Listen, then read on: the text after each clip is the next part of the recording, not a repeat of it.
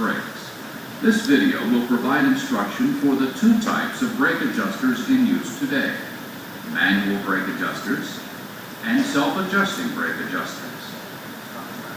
The manual brake adjuster requires manual adjustment to remove excess clearance in the brake assembly caused by lining and/or drum wear. The self-adjusting brake adjuster adjusts for the lining and/or drum wear by making adjustments during normal service brake applications. All manual brake adjusters utilize the worm and gear principle and differ primarily in their torque limit specifications and adjustment locking mechanisms. It is important to note that manual and self-adjusting brake adjusters are designed to compensate for lining and/or drum wear and will not compensate for faulty or improperly maintained foundation brakes. The foundation parts in an S-cam brake assembly are critical to the retention of proper brake geometry. Worn and loose anchor pins and anchor pin bushings, flat, spotted, and burned cam rollers, stretched and weakened return springs, or worn camshaft bushings can destroy the original brake geometry.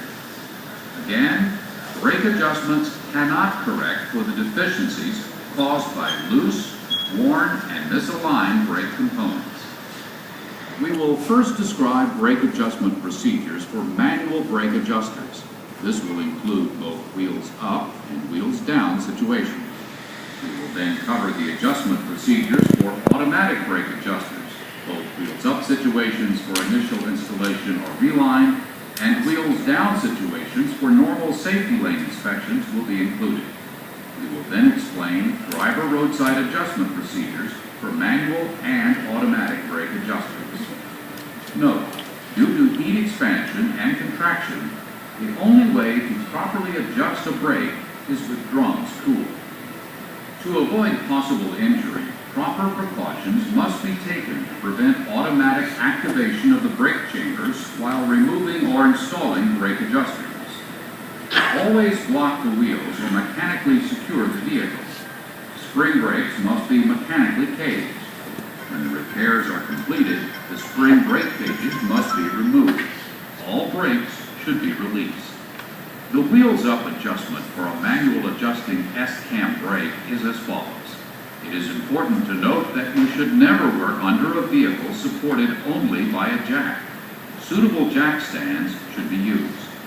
With the unit secure from rolling, spring brakes fully released and caged and wheels free from ground contact, thoroughly clean the adjusting hex and locking collar area. Position a wrench or socket over the adjusting hex and disengage the locking collar by depressing it. With the locking collar fully depressed and while rotating the tire and wheel, use the wrench or socket to turn the adjusting hex until the shoes contact the drum.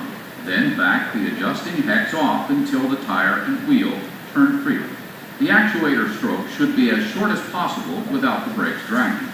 Be certain when removing the wrench that the adjuster locking collar returns to the locked position. Failure to lock the collar can result in the brakes backing off during operation. A wheels down brake adjustment on manually adjusted S-cam brake should be performed as follows. With the spring brakes released and caged and the vehicle firmly secured from rolling or moving, thoroughly clean the adjusting hex and locking collar area. Position a wrench or socket over the adjusting hex and collar and disengage the locking collar by depressing it. With the locking collar fully depressed, use the wrench or socket to turn the adjusting hex until the shoes contact the drum.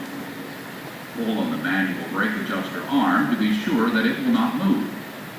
If the arm will move, the adjustment is made in the wrong direction, and the adjusting hex must be turned in the opposite direction until it will go no further. After establishing solid shoe-to-drum contact, back off the adjusting hex. For worn linings, back off 1/4 turn. If the adjustment is being made at reline interval, back off a 1/2 turn.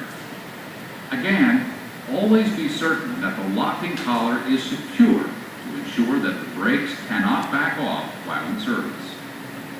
Whether you are making a wheels up or wheels down adjustment, A stroke measurement must be taken after adjusting the brakes using the following procedure.